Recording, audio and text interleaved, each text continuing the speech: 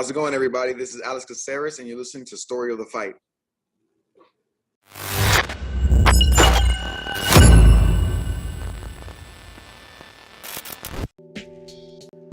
What is up, Will?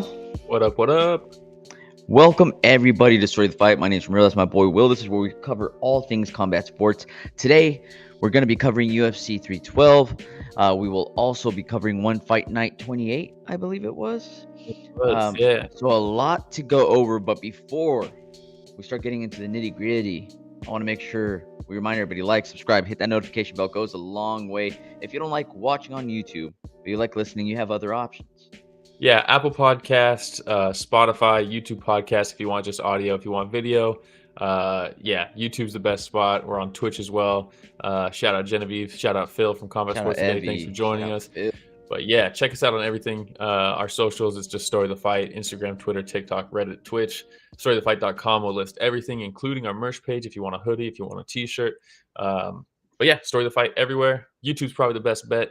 Because then you can see the pictures, see the clips, see our faces, you know? Yeah, not sure if the faces is a plus, but the clips and the pictures definitely make it better. Definitely make it better. All right, hey, let's go and get started, Will, because we have a ton to cover, man. We'll go and get started with UFC 312, Du Plessis versus Strickland 2. We also had Zhang Weili versus Tatiana Suarez, which was the co-main event, but we'll get started with Dricus Du Plessis versus Sean Strickland, our boy Rich's boy. Yeah. His guy right there. His guy. For me, I was like, going into this, I was like, man, I'm not super stoked on this rematch. I don't think it really needed to happen. And I didn't think that Sean Strickland really deserved it. I thought Khamzat or Imavov had a better case. And this is now creating a logjam, doing an unnecessary rematch. And then the fight happened, and it confirmed everything I thought. That we definitely didn't need this. Yeah, it kind of just slowed down the division a little bit, huh? Yeah, it's like, dude, Khamzat breaks Robert Whittaker's face, and you don't give him a title shot for that? And then while he's waiting, after deserving one, you got Imavov knocks out Izzy, and now he doesn't get a title shot because Sean Strickland gets one for beating up Paulo Costa, who's like, let's be real, not very serious about fighting anymore, it seems, and hasn't been very good for a long time, if we're being honest. Love him. And look, Sean Strickland, former champion, right?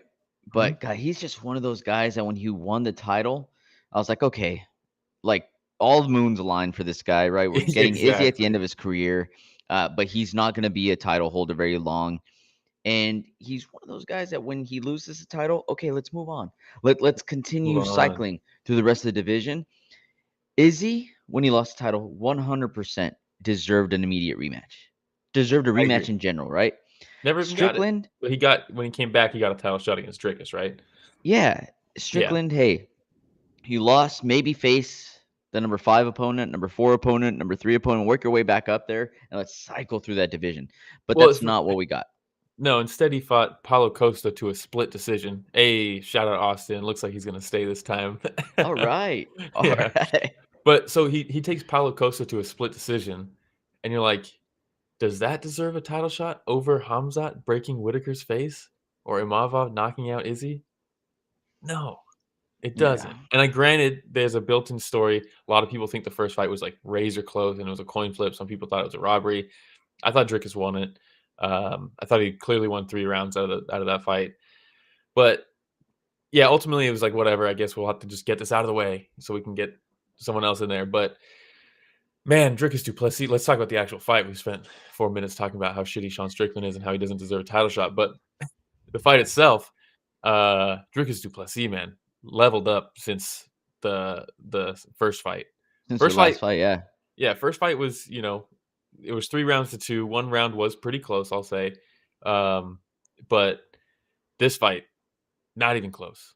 Which round would you say? Was it the second, maybe? Oh, no, I meant in the first fight. There was one of those rounds was close. Okay, I was going to say the first, for me. Second round. And the second round. Yeah. For me, were kind of close. But then after that, it was just Du Plessis' ability to mix up the strikes a lot more. You already know exactly what you're going to get with Sean Strickland. But why would you? Look, it's a battle of 2 limbs. Yeah. Versus, really, it was 4 for Plessis. I mean, yeah, Sean Strickland didn't really get his kicks going, his teep kick. Phil says, "I want our money back." Well, yeah, me, Phil, watched this pay-per-view last night together. And it was fine, right? Like, it was interesting to see. Rematches can be interesting just to see, like, okay, what is this guy going to bring to the table after having faced this guy? Are they going to change anything? Sean Strickland said, "No, I'm not going to change anything. I'm just going to do what I do and walk people down and try to jab them and try to teep kick them in the stomach, and that's about it." Meanwhile, Dricus du Plessis, dude, that left high kick, the switch high kick off his lead leg. Oh, look at that, Rich, right on time with the picture. Perfect timing. Did not know that was coming, and neither did Sean, clearly. He was kicking him to the body with it, kicking him to the body, kicking him to the head with it, lighting up the legs. Just really good work off that lead leg, which we always talk about. Like, Sean Strickland's so good at leaning away from punches, framing his arms up so they get in the way and just kind of crowd the punching lane, right? Because sometimes if you just throw something in the lane of punches, that can be enough to disrupt the punch, or at least take some sting off of it. Sean's very good at that. Yeah. Back, he throws his arms in the way, and punches are now getting blocked, kind of. What do you do against that? You bang him to the body because you can't move the body back like that, or you just blast him with kicks. If someone has slick head movement, you just start kicking them because your legs are very long. You know what I mean? Like, yeah. It sounds stupid and simple, but like, the reality is, if you're bobbing and weaving, just start blasting them with kicks. Because even if you hit him in the shoulder, if you don't hit him in the head, like, you're at least knocking him off balance, and it looks good to the judges. And yeah, I thought Dricus he fought very well this fight. He just kept foot on the gas the entire time, pretty much. Yeah, big difference maker, right? du Plessis lands a big right hand in the 4th round, which clearly breaks the nose. Oh, God, Rich in his timing today, dude. I know. What did this guy look? He's fired up after the Sean Strickland loss. He's just back there just pushing necks angrily every single time we mention something happened. You guys can't see him right now. I can see him on the side, and he's just pounding, smelling salts. He's fucking walking, he's pacing around in circles, dude, getting ready to hit next on these slides. Dang, Rich is intense, bro. But look, breaks the nose of Sean Strickland. But let's be real here. The writing was already on the wall. Yeah. And 2 judges score it 50-45. Another one 49-46. Yeah. So it's nice for Dricus to be able to walk away from this fight saying, like, all right, everybody said the last one was close. What are you going to say about this one, bitches? Yeah. Well, what's funny? You mentioned him breaking his nose. He breaks him in the nose, or he breaks his nose, and Strickland's like, clearly like, oh, fuck. He took him out of the fight. Mentally, he was out of the fight at that point, He stepped back at one point. He did like the little adjustment. He's like, yep. Not just one point. He did it a couple times. But after that, Dricus took it as a sign of almost like, oh, he's rocked. It's time for me to start throwing these walloping Donkey Kong punches that I'm known for. Instead, it's like, jab him, please. He broke his nose and it's bothering him. What is that on his arm? Oh, that's the staph infection that everybody was talking about. Oof. Yeah. Nice little hole there. But there was a lot of people, I'm sure, that were pretty happy that Strickland got beat up. Yeah, Austin said first fight was definitely close, but I agree. In my opinion, it was still a clear Dricus win. A fight can be close and still have a definite winner. I agree, and I feel like a lot of fans can't grasp that for their favorites. It's hard, right? If you get so attached to some of these fighters, and you're like, I'm ride or die. In a close fight, you're like, I saw that round was actually for my guy. It's really easy to do. Phil says to say Alex did not make a difference in last night in shots. Neither did Nixick, to be honest. Nixick, every round was like, I felt like I was watching a Chito Vera fight with Jason Perillo. Just like, all right, decent work there, Chito, but I need you to punch. I need you to do something. That was basically the whole fight. Nixick was like, dude, we said we can't let these rounds be close anymore. And you're letting him get away from you. Yeah, you got to do something. And then the next round, he's just... Which is sound advice, though, right? Like, if that was a game plan, it's like, hey, let him go. You got to let him go against him. The last fight rounds were super close. If you would have been a little more active, you might have been able to take some of those rounds. So let's just make sure we do that. One-dimensional, though. Very one-dimensional. And usually that one dimension works. It works on a lot of guys. It puzzles a lot of guys. But Dricus has already fought him for 5 rounds in a fight that he won, so he kind of knows. Shout out Keith. excuse. The dude is one-dimensional. Exactly. Exactly. Yeah. Blunderbuff and Genevieve both talking about the prelims. The prelims were actually pretty sick. Yeah. But yeah, the staph infection. Staph infections are weird. Like if you just lie about it or something, the doctors don't really check for much. They're like, "What's that hole in your arm?" He's like, "Oh, I don't know, man. Bug bite. Yeah. Mosquito." Yeah. Yeah. All right. Anything else on the main event? No, I am very happy. Dricus at the end was like, "Is there no one else?" And you're like, "You got 2 challengers who both have earned title shots. There's a couple guys that are next." He's like, "No, I guess I'm moving up in weight class. I'll fight Alex now. Yeah. There's nobody else." Meanwhile, Hamza and Mavov. They're like, "What?" Crazy, dude. Make the fight. Make it happen. Make it happen quickly. I want to see it so bad. I think now Dricus versus Hamza is a huge fight. That's such a big fight, dude. Oh yeah, for sure. That'd be one of the biggest fights of the division is seen in well, really since Pereira and Adesanya, right? For sure. All right, we'll move on to the co-main event. We had Zhang Weili versus Tatiana Suarez, and boy, was did we have Zhang Weili wrong, dude. Boy, was I wrong. Look, I think it was fine, right? A lot of people, actually, I think it closed. I was surprised it closed. Tatiana Suarez was the favorite. Zhang Weili was the underdog. And I said it while we were watching it. I was like, the first round's going to be interesting. I want to see the first couple takedowns. Like if Tatiana secures a takedown early, that might be the story of the fight. Well, and she did. We might just see that for the rest of the night. And then she got her with that body lock and she took her down within like 40 seconds. And I was like, yeah, there's the picture. And I was like, oh, we might just be getting this for 5 rounds. I don't think she's going to be able to finish Zhang Weili on the ground, but yeah, if she can take her down and control her, I could very much see that happening for the rest of this fight. Yes. But then after a couple minutes of top control, Zhang Weili ends up on top. She passes around the guillotine defense of Tatiana Suarez. And then it was just one-way traffic after that. And dude, one thing, and we'll talk about this kind of in a couple of fights, might be the theme of the episode today, but if we can keep the picture here, Rich, for a second. We all know, shout out Ghost. He frequents the live streams with us. He is employed by Zhang Weili to do scouting reports for her opponents. And then he delivers that scouting report to her coaches. And they say, "Great work, Ghost. Thank you again." And one of the things he's been silent on Twitter all week, right? Because it's fight week, right?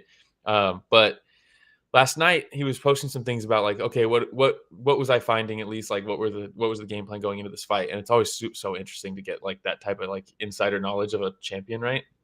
And he said one of the things he said was that Tatiana Suarez, because she's a wrestler, it's kind of a new meta for wrestler this past year.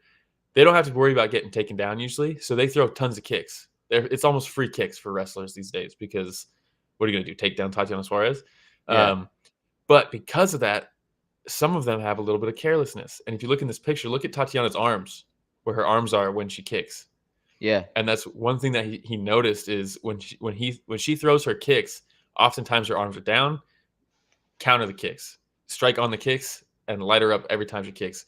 And if we just look at I think the next 2 pictures, Rich, we can see Zhang Weili punching her while one leg is up and her hands are not blocking. And there's another one with one leg up, and that worked flawlessly. So shout out Ghost for that. Very cool.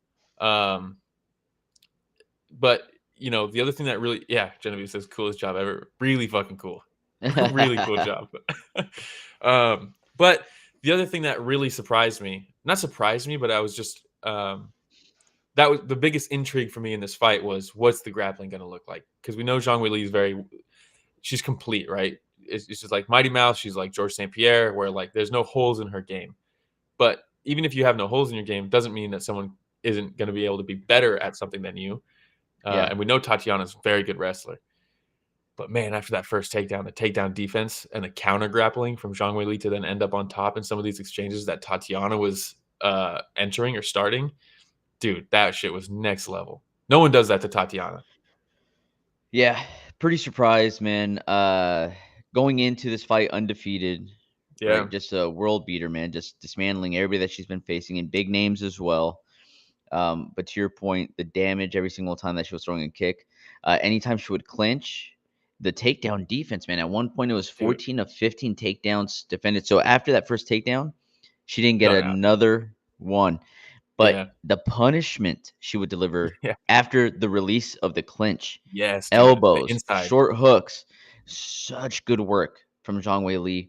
And it's even crazy to say there's levels, right? Because Tatiana is very high level. We normally say that about her fights, where she takes someone down and just mauls them for the whole fight. And then you see this, and you're like, holy smokes, there's even like 5 levels higher, it seemed like, because it was not close. No, it was not close at all. No. It was I felt like a fool last night, Will. I felt like a fool. And dude, it happens. I just thought to myself, like, man, I picked Tatiana Suarez to end the year with the championship with so much confidence. And Zhang Weili, dude, just brought that straight right hand from China. Yeah, dude. Over and over again, man.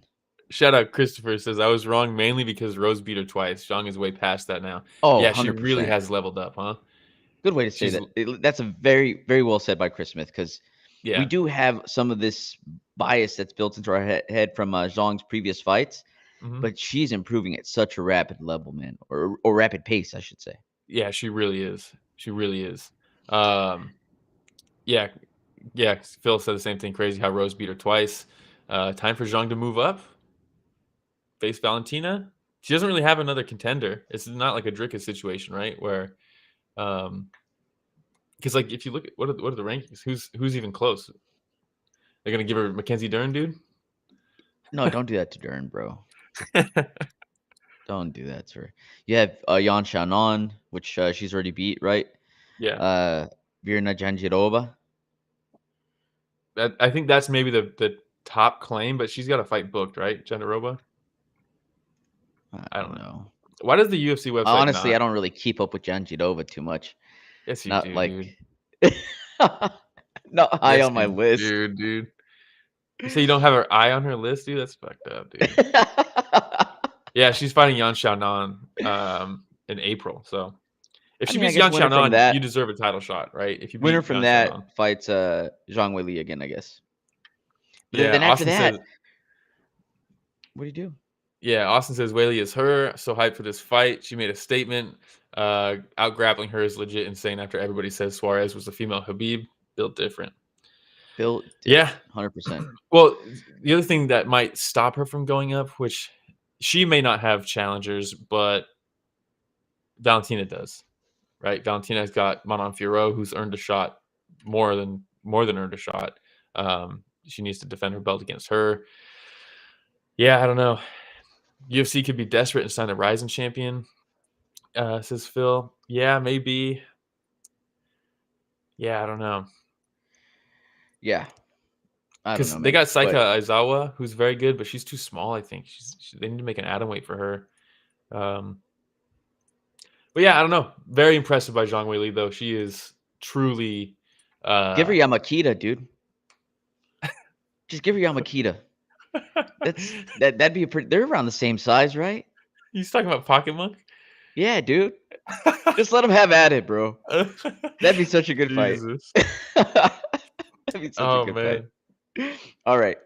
Well, I think we can move on then. Yes, we will move on. We had Tallison Teixeira versus Justin Tafa. Oh, wait. We didn't talk about the cut on Tatiana's leg, dude. What the fuck was that? Bad. I don't know. What was that? We were thinking, did like a surgery scar open up? I saw someone on Twitter say that they think that it might have been cut off the fence. But Jesus Christ, dude. Gnarly. I've never seen that. You know she thought about it. Because she kept on asking multiple times, how bad is it? Yeah. Not good. Polar Knight. Shout out Polar Knight says love bite. Oh, go back. So funny. Oh, man. Hank Hill, Cejudo? Yeah, Hank Hill said she banged it against one of the fence posts. Okay. I did see someone say it was related to the fence, but I did not see it. Also, fantastic profile picture, Hank Hill. That is fucking awesome. Hank Hill with the ring girls, dude. That's awesome. All right, now we'll move on to Tallison Teixeira versus Justin Tafa. Yeah, petition to stop calling him Tallison and just call him Tallison. Sure. He's 6'7". Man's tall. Tallison. He's Tallison. Tall It's ass, fucking huge, son. dude. Yeah. Yeah, for sure. Yeah, this will be a quick one, right? Yeah. Heavyweight, 6'7". He's not. Yeah, I don't want to say anything too bad, but yeah, he walks up, he fucking kicks him a few times, backs him up against the fence, enters in on a takedown, kind of to drive him to the fence, builds back up, lands a couple knees against the fence, and then just frames and hits this picture perfect elbow. And as he pulls the elbow away, you can see Tafa's face is smashed. And then Tafa turtles, goes to his knees, covers up, gets hit with a couple shots. They call it. And then Tafa sits up and he's like, "What the fuck, man?" Yeah, And I'm still in this, bro. Look at the ref's face in this picture. He's like, "Are you kidding me right now, bro?" That is such a good picture. Because, he's like, Tafa. Yeah, dude. Tafa, come on. Look, bro, you went down not because you were knocked out, but you were in pain. And then you turtled for a solid 3 or 4 seconds. Oh, what did you want me to do? That's hilarious. Yeah, dude. All right. But yeah, that's basically it. Tallison is someone to watch, though, for sure.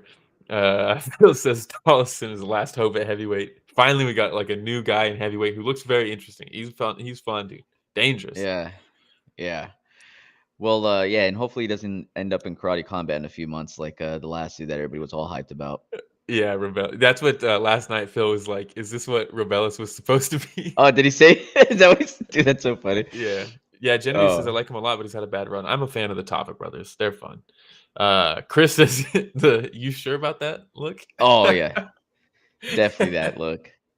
That's so sure funny. About that? All right, man. Hilarious. But yeah, we can move on. We'll move on to the next one. We had Jimmy Crute versus Rodolfo Bellato. Yeah, this one. How many times we got to say it, dude? Every card needs a sloppy banger. This one had a couple, and this was one of them. They're like, "Hey, we're in Australia. Let's get Jimmy Crute on the card. Let's put him on the pay-per-view." Been a while since we've seen him, right? When was the last time he? What was the last time he fought? It's been a while, I think. Alonzo Menafield, July of 23, dude. Yeah, it's been a long time. Hilarious first round. Rodolfo tries to hit a takedown, instead just pulls Jimmy Crute straight on top of him, and then proceeds to... Don't mind if I do, said Jimmy Crute. Yeah, and Crute says, perfect. And he didn't just lay on him. He beat the fuck out of him, and then they stood up, and then he dropped him. And he was like, thanks for the free 10-8 round, dude. That was awesome. And then you're like, what is this going to be, dude? Second, third round, banger, dude. Can you pull that back up? Polar Knight said, what? He's my hero. I'm trying to get a mullet like that so I can blend in to Daytona 500 at the Daytona 500. Solid. Phil said, Will, you nailed your predictions last night about this fight. I don't remember what I said, but maybe I said it was going to be a sloppy banger and like a shitty fight, but a fun one to watch, because I think that's what it was, dude. But it was fun. I mean, Crute just got so gassed trying to put out Bellato in the first round, and rightfully so. He had Bellato hurt, man, and then he landed that big. I think it was a right, big right at the end of the first that drops him. So I mean, he another 20 seconds he would have had him out, but he only has 5 minutes. So it's bad when if you get hit hard and you go down. They talk about like levels of knockdowns. Referees talk about it, and they're like, the first level is if you sit down on your ass and your hands go back to catch your fall. It's a flash knockdown. I don't think you're too bad. My leash is still pretty long. And then it's like, oh, if you fall back certain ways, there's like different levels. When you fall back and your feet go out behind you and you fall belly first onto the ground, not good. Not good. Not a flash. Not a flash knockdown. But man, Bellato, it was like that. Am I remembering correctly his fight with Teixeira, where he was beating the brakes off Teixeira, as everybody does, but also getting caught multiple times and almost finished himself. And that's kind of what this was too, because while you said Crute was gassed, he was entering in with zero head movement, Bellato was, and Crute was able to just grab him and just like spam uppercuts Like he would throw like 4 uppercuts in a row, and you just see his head bouncing up on each of them. Guy's got a chin and a half, dude. But yeah, it was a fun fight. Just swinging and banging. Fun fight. Crazy too. Umbrella Like too. in the second round, I'm like, damn, both of these guys are gassed. Then in the third round, I was like, oh, Bellato has a lot of energy. All of a sudden, like he looked way better in the third. But right, that's how we got here. Yeah, we're gonna start skipping some fights for the sake of time. We're gonna jump past Jake Matthews, who had some decent boxing. And we're gonna go, but it's easy when you got a punching bag in front of you. No offense to Prado. I know he's the Argentinian. Bro. He's the Argentinian Drew Dober, but it's you got a big head, dude. It's hard to miss, you know. Argentinian punching bag. You said that's messed up. Damn. All right, we'll move on. Gabriel Santos versus Jenkins. Jack Jenkins, man, this guy's got kicks, bro. Unfortunately for him, it's kind of all he had in this fight because he opens the fight with a high kick that sneaks past the hand and drops Santos. And you're like, oh, this is probably it, because then he's landing nasty ground and pound. But then you look up and you see Charles Oliveira in the corner of Santos, and you're like, oh, this is the game plan.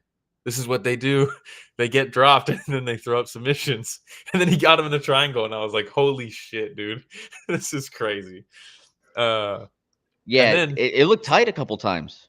Oh, he had it, man. He just couldn't turn the angle. Jack did a great job of just staying calm and blocking him from being able to turn the angle on it. But the time he set up the triangle perfectly. He did get it for sure. But it's hard. It's hard to finish guys with triangle these days. But then after that, Santos just looked fucking good on the feet, man. He crowded him so he couldn't kick him. He took him down and controlled him. Phenomenal grappling too. Great wrist control. That front kick. Oh, holy smokes, dude. A la Silva. It wasn't as gnarly, but his and mouthpiece goes flying out halfway. Yeah. Well, you know what's funny? I thought about the Silva one because when Silva front kicked Belfort, the Rogan was like, he front kicked him in the face. It's like an iconic line because it's like at the time that move didn't work. That's some fucking Steven Seagal shit, right? That's not real. So it was like he front kicked him in the face. Yeah, exactly. And then in this one, when he front kicks him, we got DC instead of Rogan, and DC's like, oh, you got in the face, and you're like, Jesus Christ, DC. Jesus Christ, dude. So funny. Look at that placement, dude. Solid. Yeah, it was money, dude. It was money. Yeah, and it looks like it was while Jenkins was entering too. Yeah, he was. Forward. Yeah. And then he out-gravels him, gets him on the side here, and gets him on that choke with a gable grip. And it was tight, dude. It was tight. Pulls him back with the choke, and it was it. Great fight, though. Really cool. Props to Santos, man. We will continue skipping some fights for the sake of time. And we will be going to Colby Thicknesse versus Aleksandre Topuria. Hey, but real quick, shout out Keith. Sending some money over, dude. Keith's so fucking cool. Hey, thank you, Keith. Appreciate you, brother. Yeah, we got a great. If you guys haven't watched our interview with John DeBella, Keith sent us a question, and it was a great question, and we got a cool answer about a cool restaurant in Montreal and like a cool little secret thing to do. Like, oh, if you order this, then you got to ask them for this on the side. Nah, well, that was different. The gabagool. Oh, was it? You know? The gabagool. This was Luca's in Little Oh, that's Italy, right. Montreal. Lucas. That's He's right. Like, you get this, but then you ask for the red sauce on the side with the extra sauce. Yeah. Ooh. That's right. Dude, so shout out how Keith. crazy is though? Like no matter where he goes, he has like a go-to authentic Italian restaurant. And he's like, yeah, I'll be hitting it up. Like anywhere. He's like, you ready? Check out some places in Japan. I was like, oh yeah, dude, there's 3 restaurants. Yeah. 3 restaurants we're gonna hit up. So funny, dude. Such a good interview, by the way. Hopefully everybody's already checked it out. Yeah, it's really fun. Really fun. All right. But thank you, Keith. But yeah, what are we on? Keith. Topuria versus Thicknesse. Topuria, yeah. My guy Thicknesse, dude. He's a frequenter on the MMA subreddit, and when he got this fight on short notice, he posted and was like, "We made it, boys!" And I was like, "Fuck yeah, Colby Thicknesse, let's go!" And I don't think we need to spend a ton of time on this fight, but Topuria, very composed, right? Very methodical. Doesn't take a lot of risks. He cracked him once in the first round. He hit him with that the German suplex from the back body lock. That was fucking awesome. There's a good picture of it. So good on that. Second round, I thought it was going crazy because I thought Colby took the second round. And maybe this is because I'm biased, but I thought Topuria didn't really throw anything the whole second round other than like a couple leg kicks. Meanwhile, Colby was dancing around him and just pop, pop, pop, pop, pop, pop. they showed the numbers mid-round, and they were completely wrong. I checked them after the fight, and they were completely wrong. So anytime they show the stats during the fight, almost never pay attention to them. They're almost always very wrong. And then they go back after the fight and they upload it to their website, the actual stats, and it's like night and day difference. Second round, he got lit up, dude. Third round, Topuria was like, fuck this. I'm just going to take him down and control him the whole round. Colby tried his best, man. He's fishing for submissions, fishing for some sweeps.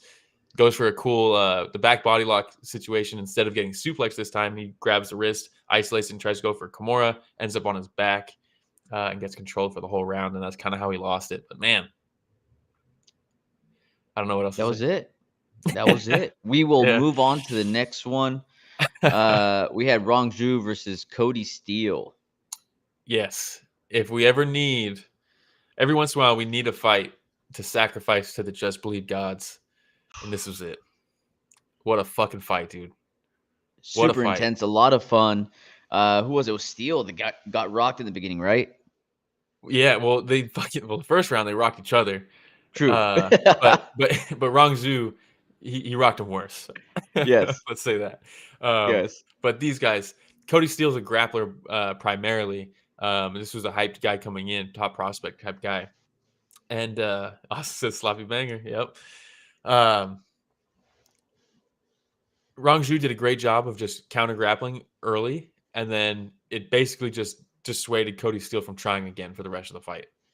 He started finding that uppercut, the right uppercut, that if you're trying to shoot on somebody, you don't want to start eating uppercuts, you know? You don't want to eat uppercuts because that's like, oh, that means they know I'm going to shoot. And if they time that uppercut, I could be getting Derek Lewis right now against Curtis Blades. So it's a very great technique if you're fighting someone who's going to shoot on you from Rongzhu. It was fucking awesome. What a great fight. Look, and Chris Smith says, that's my new favorite term, sloppy banger. We've been using it over here for years. Maybe we need some merch. It just says sloppy banger. Sloppy banger. Can you imagine, dude? Might get some eyes, dude. Yeah. Keith gotta go. All right. Thanks for joining us, Keith. Hey, thank you, Keith. Thank you for the donation as well. Yeah, absolutely. Keith's the real one, dude. But hey, fun fight, contender for fight of the year. Put it on the short list for sure. Right. Next level toughness from Kody Steele to just bite down his mouthpiece and start swinging back. The last 30 seconds were awesome. They do the Max Holloway, and usually you're like, oh, they do the Max Holloway, and then they don't really do it. And it kind of happened where Kody Steele was like, let's fucking do it. And Rongzhu was like, all right. You could see them talking, and there's like 25 seconds left, and you could see they're waiting for the clacker. And then once the clacker hits, Kody Steele runs at him, starts throwing, and Rongzhu's like, I'm not gonna do that. I'm not stupid. And then he's like, you know what? On second thought, maybe I am.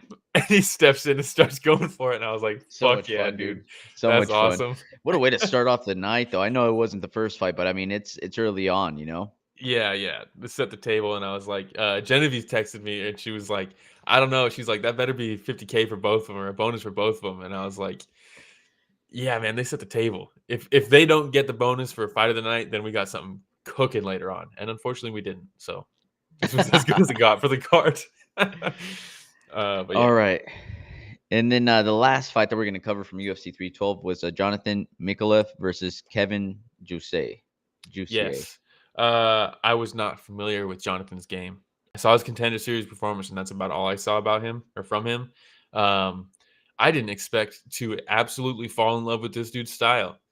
One of my favorite things is a southpaw with a deadly left kick, because if you're fighting orthodox guys, that left kick to the liver is so fucking good. And you see a lot of southpaws not really throw it too often. And Micallef was just like, I'm just going to circle to my right so that I can reset just so I can throw this left kick over and over and over again. Hey, shout out Official Louis. What's up, brother? Don't worry, we're getting to one. This is the last UFC fight we're going to cover, so we'll get to one. Shout out to new guy as well. Yes. Jousset countered a punch early in the fight, and then after that, he just got lit up by it over. I mean, look at the side already. Yeah, the first his round ribs looked jacked. Dude, they were fucked. Crazy, dude. And the high kick rocked him like twice. Ribs were ground beef at the end of this. 100%. Yeah, I mean, he just couldn't cut the cage off. Micallef just was able to circle to his back side, his back right side over and then reset and then throw the left kick. Circle away, left kick. Circle away, left kick. I mean, how many times did he throw it? It was crazy. Just resetting over and over again. Yeah, it was beautiful. And you're Good like, stuff. at a certain point, you're like, you don't want to get too predictable. And you're like, but you also don't want to stop doing what's working. If they're not going to answer it and they're not going to start cutting you off or crowd the kick or anything like that, yeah, keep doing it over and over and over again. It was beautiful. It was a great performance. I'm a big fan of Jonathan. There you go. Jonathan's made it. This is a tough opponent, dude. Jousset is no joke. Yeah. He's a good striker. And Micallef just lit him up from the outside. Very cool. All right. That was it for UFC 312. Now, moment of silence. What fights did we lose? What fights did we lose? We must have lost some good ones because they only had 4 ranked fighters on this entire card, and they were all in the co-main and main event. Ray Tsuruya was supposed to be on here. That sucks. He's awesome. Crute was supposed to fight Prajanchai. Prajanchai withdrew. Instead, we got probably a better fight. Kamaru versus Jack Della. I don't think was ever actually confirmed. Kody Haddon was originally supposed to fight Topuria. He pulled out. That's how we got my boy Thicknesse. And then Hyunsung Park was supposed to fight somebody. I'm not even going to try with that name, but he couldn't cut weight, so they canceled it. How would you say that name, Ramiro? Tumen Dembarrel. Tumen Dembarrel. Tumen Dembarrel. Say the first name. Niam Jargal? Niam Jargal? Yeah, let's go. It's one of those two. One of those. All right. And then bonuses. Who got the extra monies? Yeah, who got the bonuses? I believe, yes, Salkield. Fucking, I'm so bad at names. Yeah, he knocked out Jubilee within 10 seconds, right? He just first punch you through. It's a mustache, dude. It's a mustache. Yeah. You wear that mustache in Australia, you're either going to get a first round knockout or you're going to get outclassed for 5 rounds like Strickland. True. Yes. And then I believe Tallison got one. Yes, Tallison got one for the early stoppage of Justin Tafa. And then fight of the night, I believe, was Rongzhu versus Steele. Absolutely deserved. What a banger. Well deserved. All right. And then that means that it's time. It is we time. Move on to the next event we're going to be covering. Do we have the new intro? Or not yet? No, not yet. I got to make it still. Okay. Well, in that case, we will now be covering One Fight Night 28, Prajanchai versus Barboza. So welcome to anybody that's just joining us right now. If this is your first time joining us, please like, subscribe, hit the notification bell, all of that other fun stuff. Anything else that we want to cover in this intro, Will? Yeah, just like, subscribe, do all that stuff. Follow us on Instagram, Twitter. It's Story of the Fight on everything, storyofthefight.com. We'll list all of our socials. But yes, we just want to talk about the fights. Prajanchai versus Barboza. Nong-O, Kongthoranee. We got some bangers. We have some bangers. And you know what? Not sloppy. Very technical. Well, there was one sloppy bang on this one too that we'll talk about. But most of it was very technical. Most of them, yes. So let's go. Let's have at it, man. We have Prajanchai versus Barboza. Yes. Prajanchai, the double champ, kickboxing and Muay Thai, right? He's defending his Muay Thai belt in this one against Ellis Barboza. Only 24 years old. It's crazy, dude. Barboza only 24 years old. That's insane. Yeah. He's coming off the win over Alif, so he gets the title shot against Prajanchai. This is why our boy John DeBella is fighting Samay for the interim kickboxing belt next month, because they're like, well, Prajanchai is defending his Muay Thai belt. You guys can then interim belt for kickboxing in the meantime. But here we go. We got Prajanchai versus Ellis Barboza. Clinic by Prajanchai. Absolute clinic. So good. Ellis Barboza, very tough, but he's got that high guard. And the reads of Prajanchai to go to the body underneath the high guard, like this picture is a perfect example of. Thank you, Rich, for pulling that up. The other thing he was doing was then just grabbing the wrists of Barboza while he was framing. Because Barboza would just frame and basically do this and just try to absorb something and then maybe counter. Prajanchai would just tie him up and then, bam, slip an elbow over. And you're just like, God damn, he's good, dude. What a great game plan. And that's why he's just bleeding from the top of his head, Barboza, because he keeps on getting those elbows right on top of his head. And Prajanchai's pointing at his head and then pointing at him like, hey, bro, you're bleeding. I got you. Yeah, well, so we'll show a clip right now if you guys didn't see the finish. But yeah, he elbows him in the top of the head and blood starts coming down from the hair. and you're like, oh shit. And Prajanchai is like, got you with that one. And then the elbow that finishes the fight, as soon as he lands it, he points at him and Olivier. Chris says, dude punched him in the kidneys from the front. Punched through the liver to the kidney. But collateral damage, what they call that in the old Call of Duty days. But he elbows him across the eye, and he immediately points at him and looks at the ref like, I got him. I know that's it. And then Olivier's like, okay, hold on. And Prajanchai's already on the ropes. And he's like, I fucking nailed it. I got him. Crazy, dude. We can... Yes, here's the framing where he's able to land those elbows. But one put it on their Instagram. There's the cut. But let me show the elbow. It looked like a third eye.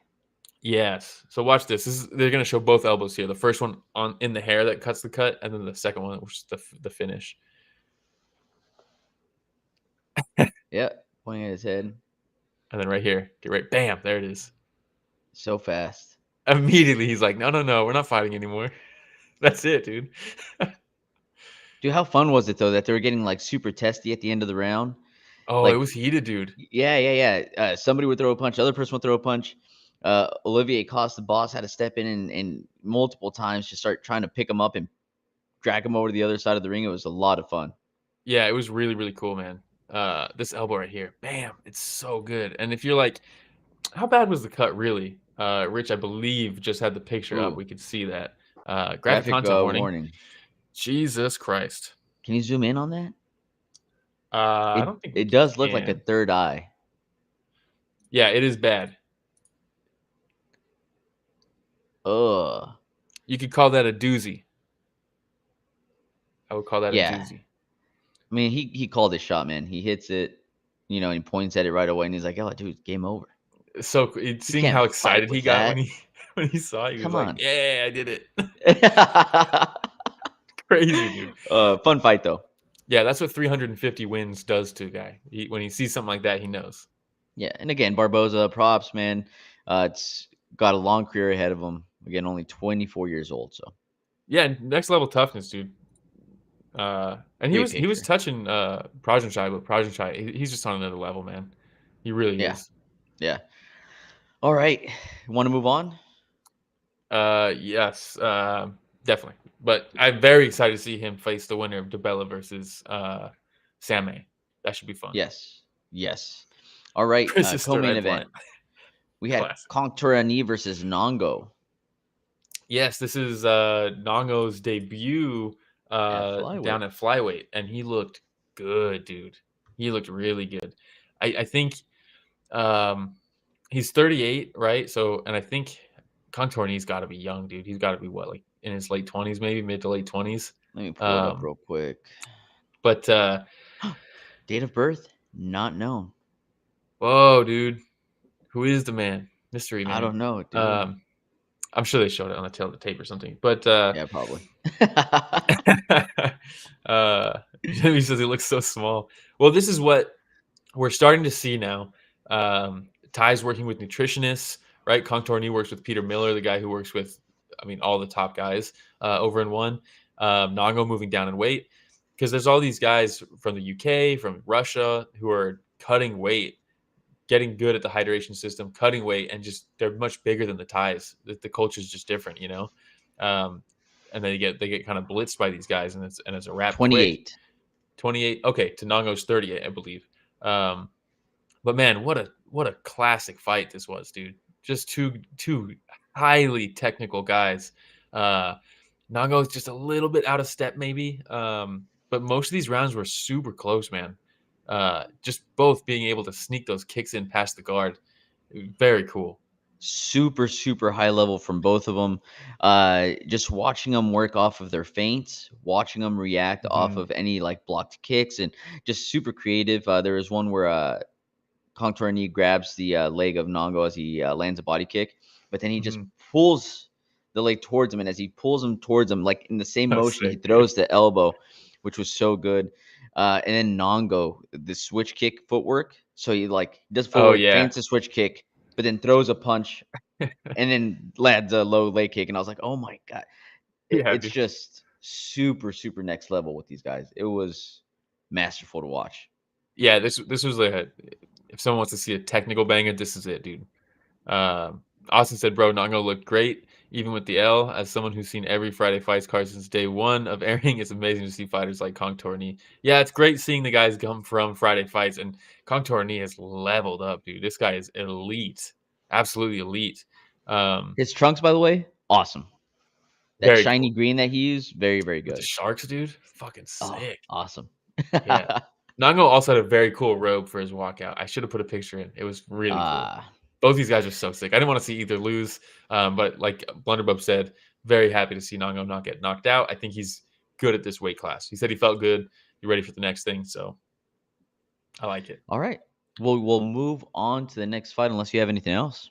No, and this is going to be a quick one. Yes, we had Tetsuka versus Zhang Lipeng. Yes, Tetsuka, my boy. Oh, it hurts. Like we talked about with Zhang Weili versus Tatiana Suarez, punching on people's kicks. If you can catch somebody while they're on one leg, or right when they're putting their leg back down, you can do a lot more damage with a shot that maybe looks like it shouldn't have done so much damage. And that's what this was. He drops him with a power jab and then hits him with some hammer fists. And let's watch it. Boom. I mean, just was shut it a him power off. jab, or was it like a left hook that was not a like big arc to it? Maybe. Yeah. Maybe. Yeah, that's what it was. He just touched him with it. He just touched him with it. Tetsuka's on But one leg. if you remember, before this, Lipeng lands a stiff jab, which yes drops Tetsuka. Like he just to a knee, loses his leg, drops down, pops right back up. So at that point, I think he's already hurt. He's already rocked. Circles around, and then he feints the left knee. And before the knee comes back down, the leg comes back down, he touches him with that left hook, which drops Tetsuka. Yeah, so it's just Tetsuka's a very nice, leg. So very nice sequence. Very nice sequence. Really cool. Didn't require very much power. So Zhang Lipeng, great job. Great job, and I think that's something. What a weekend for the Chinese fighters, huh? Really, dude, really. And this is someone that I think that shot there was the one that dropped him to a knee. But yeah, then he puts him out with the hammer fist, and it sucks. I really like Tetsuka, but Zhang Lipeng, dude, like that, someone to watch. I think that's someone that they could do something with in MMA. Sweet. All right. Well, we will move on. We're going to start skipping fights now just for the sake of time yet again. Yeah, shout out Sean Kamako. We're not going to cover the fight, but that's a Bay Area boy. Yeah. Shout out him for getting a dub. We had Yamakita versus Adi Wong. Banger, dude. I love Pocket Monk. Always been, versus always Yamakita. Make it happen. Make it happen. I've always been a big fan of Pocket Monk. I think he's got one of the coolest nicknames, and his fighting style is very fun. And Lito Adi Wong, dude, holy shit, this dude throws with everything in every single punch. The weekend of the mullets, huh? Yeah, lots of mullets, dude. Lots of mullets. Solid. It's a good one. This one. Yeah, it's a really good one. But Yamakita, next level wrestling, man. His chain wrestling is that's just Japan nonstop. right now. Japan wrestling right now is super good. If you watch the Olympics, a lot of Japanese guys and girls, they're actually their female wrestling is even better right now.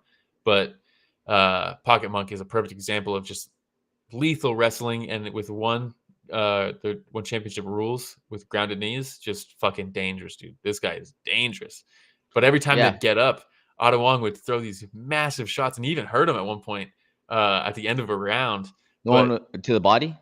Yes, and he crumbles. He steps in with the left and then comes in with that right hook to the body, crumbles, and then it's like a desperation takedown where he's just holding onto his leg for dear life. His ankle, dude. But that's the thing. Like you said, the chain wrestling, all he needs is an ankle, and he'll build off of that into a takedown. If you defend the first shot, you got to get the fuck out of there, dude, because he will get the takedown.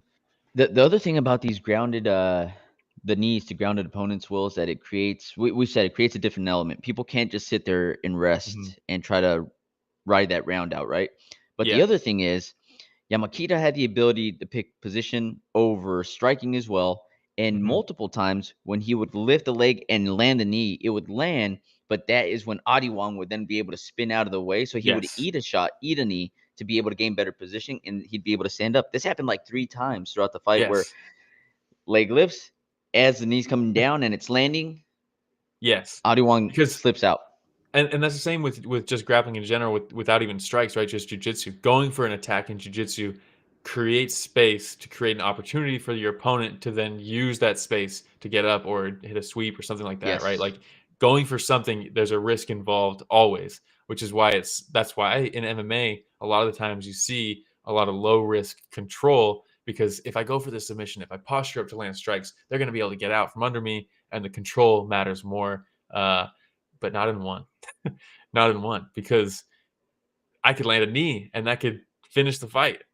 Chris, Yeah. that's nasty. But because of that, you just end up with more action-packed grappling, just because of the it's another opportunity for the guy who's getting controlled to get up, right? Because Yes. if I'm on top, I want to throw a knee. That's the best thing I could do, is throw a knee. So you create scrambles, and anytime you can incentivize scrambles and grappling, you're going to have much more exciting grappling, and it leads to more exciting fights. Fun fight though. Yeah. Very fun fight. All right. Are we gonna? Oh, how move about on? Pocket Monk gets him in that Darce, and Adewang from the bottom starts throwing knees. Both of Fucking them hilarious, to end dude. the fight? Yeah. So cool, dude. And the way that Adiwang though, because they're in that north-south position, right? And then you have Yamakita that's lifting his legs up to land massive knees, but Adiwang is posting him up, framing, Yeah. and so those knees aren't getting through, and so Adiwang's just throwing knees from the bottom, and I was like, what in the world? I've never seen that before. Awesome, dude. So much cool. fun. So much fun. All right, we will move on. We had Felipe Lobo versus Samapet. Yes. Man, Samapet, dude. I love Samapet, and he's so good at counting off his back foot, but Lobo, dude, just a bulldozer in this fight. And again, we talked about punching off of kicks. He knocked down Samapet multiple times, punching him off of kicks. And some people might say, like, oh, that shouldn't count as a knockdown. It's because the punch knocked him off balance because he was only on one foot. But if you go down because the punch landed, you don't have knockdowns. You don't have to be rocked or half unconscious for it to count as a knockdown. That's not how knockdowns work. Because what are we going to measure your brain and how active it is? You can't. So if you get hit and you go down, it's a knockdown. I thought we were going to get 3 in a round. We didn't. He got 2, I think, in the second round. Yes. I think it was 2 in the second round. I think he knocked him down 4 times. Yep. But I like Lobo, dude. He's a good dude. And he's got a fun style. Like Austin says, he almost finished Haggerty. That was crazy. We didn't talk about Prajanchai got a double bonus, 100K. Chester makes a great point. Lobo should have got 50K for this win instead of Prajanchai getting 2, and I agree. But we can take a look at some of his handiwork really quick. I mean, that's a knockdown. Fast jab, man. Yeah, very good. There's another one off the kick. Perfect counter. And the way that he sidesteps, too, as he was throwing that. Yeah, and that was a legit one. Lobo's dangerous, man. Oh, the shot as he's falling. Yeah, that right hand. That was painful. Yeah, and that's it. So good. So good. The Nabil fight, you could tell he was very frustrated trying to get in on Nabil, but now losing to Nabil doesn't look so bad. You know, Nabil's pretty fucking good. He is pretty good. He's pretty good. All right. Samapet has a 100% losing by knockout rate. That's crazy. Live by the sword, die by the sword, dude. Live by the sword, die by the sword. Chris says that was 3 knockdowns. Yes, but it was split. The 2 of them came 2 in the second, round. 2 in the third. So all right. We will move on. I believe this is going to be the last fight we're going to cover. But we had Maito versus Nakatani. Look, we talked enough about the technical bangers. Ooh, another mullet. It's time for a sloppy one. Another mullet. I like it. I think one did a great job scouting Nakatani. I think he's lost twice now, but I think this guy is talented. And this was a close fight, dude. This was a close fight. These guys did not want to give an inch to each other. What a fun fight this was. Really fast counters from Yato, and he caught Nakatani a couple times coming through, and this is one of those things where Nakatani in some cases had a good top control time in some of these rounds, but didn't do very much with it. So especially in one with their judging, when that happens, they're going to give it to the gentleman or the fighter, I should say, Mm-hmm. that had the more effective striking. Yes. Man, both these guys were swinging. I really like the clinch work from Nakatani, like the knees he was landing and stuff like that. But like you said, Miato's counters, dude. I like how he keeps like his elbows tight when he strikes, and I really like that about him. Austin says this was a sloppy banger. His stock shouldn't go down even with the L and his clear flaws. His ground game is nasty. Yes. Blunderbow says I was breathing so hard watching Nakatani not finishing those takedowns. Yeah, because he would enter perfectly on some of these takedowns, right? Like he'd get the entry and he just didn't have the drive or something. But it's just, I think Miato's also just very good at his takedown defense. But man, this was a scrap, dude. Just both guys, like I said, refusing to give an inch to each other, and just it was a dogfight. Yeah, and this was a lot of duck down from Miato too, and stand back up and throw overhand, right, overhand left. But we talked about the striking, so there's this one that really stuck out to me where he ducks down, right, like towards his right. Miato and comes up with the shovel hook, like straight from that position, and it was lightning fast. And I thought to myself, dude, if he could just, because there's a couple times where they clinched where I feel like Miato could have stepped away and just reset, but he also engaged in some of the ground game, and I was like, dude, just you got him standing, bro. You got him standing. Just it was a fun fight though. Yeah, very fun fight. I like both these guys a lot. One had a pretty good showing for their MMA in this card. That's a nasty shot from the top, dude. But I know a lot of people think that one should scratch MMA and just go straight Muay Thai kickboxing. I don't think so. I think MMA is needed, and I like their MMA. I think if they can get some activity from some of their guys and start building out their rankings, and just having guys fight at least like twice a year, I think that would put them in a really good spot. Because I mean, this card had like 4 or 5 different MMA fights on it. I think there was 5 originally, and one fell off because of the weight cut. But this was a fun fight. Pocket Monk, that was a great scrap. Zhang Lipeng against Tatsuka, that's like a contender type fight. Showing from Zhang. Good MMA in this card. And even we're not going to cover the fight, but the one before this, the Carlo fight, goddamn, dude just blitzed and finished the guy, and it's like, I want to see him fight again. Yeah, 53 seconds of the first round it shows here. Yeah, Genevieve says, I love the MMA from one. I think they have a great pool for matchups. Yeah, they just need to start making it more active and push it. They took a long break for a bit to really push the Muay Thai, and I think that worked. I think a lot of people, even here in the States, are now starting to be like, bro, the 1 4-ounce Muay Thai is fucking crazy. Great. But the work's not done yet, I don't think, with MMA. Just get us some more, We made it. Bonuses? Yes, bonuses were a little short this one. Prajanchai got a double bonus, and Zhang Lipeng got a bonus. Like Chester said, I thought Lobo probably should have got one. I think you could argue that Alif should have got one as well. We didn't cover the fight, but he got a knockout in 30 seconds or some crazy shit like that. Blink and you miss a knockout. I thought maybe he should have got one. But yeah, Prajanchai got the double bonus. I think he's very good, and I think it's a good marketing tactic to give a guy a double bonus, because then people go, "What? What was that about?" And then go check it out, and they see some fucking surgeon out there. So that's good. But yeah, good card. Good card. This is one that I think people on paper were like, it's kind of one of their weaker fight night cards, but I thought it was pretty good. Well, we made it. Shout out to Blunderbub, Austin, Evie, Chester, Anonymous joined us as well. I believe we also had New Guy. It said on there, Chris Smith. Who else am I missing? We had Phil, right, from Combat Sports today. Official Louis was on here. We had someone on Twitch, Polar Nights. Shout out Hank Keith Hill as well with the awesome picture. Yes, Hank Hill. Yeah, thank you everybody for joining us. Sorry if we missed anybody, but there's a decent amount of folks here on our stream. Really appreciate it. Really makes it fun whenever everybody joins us live, so that we can chat up fights. And if this is your first time joining us, please like, subscribe, hit that notification bell. If you don't like YouTube, you like other channels, and what are the options? This is the profile picture from Hank Hill. But yeah, Apple Podcasts, Spotify, Google Podcasts, YouTube Podcasts, I think they call it now. for audio. But yeah, live streaming on YouTube and Twitch. Hey, shout out Pepper. Hey boys, how's it going? Did we miss that early What's up, on, Pepper? or was that just right now? I think it just came through right now. Pepper, you missed the whole episode. Shout out Pepper. Shout out Jimbo. Yeah. But yeah, if you haven't watched it yet, Austin, I don't know if you did, but you're a one boy. So we just interviewed Jonathan DeBella. It's on our page. It's 30 minutes. I thought it was actually, I think it's probably the best interview we've done.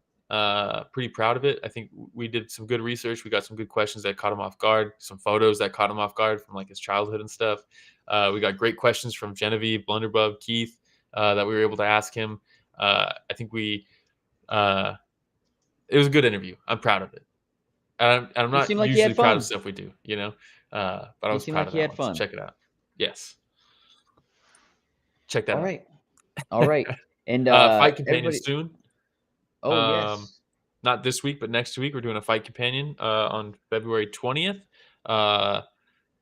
for 171 in Qatar. Haggerty's on the card. It's going to be an early one, huh?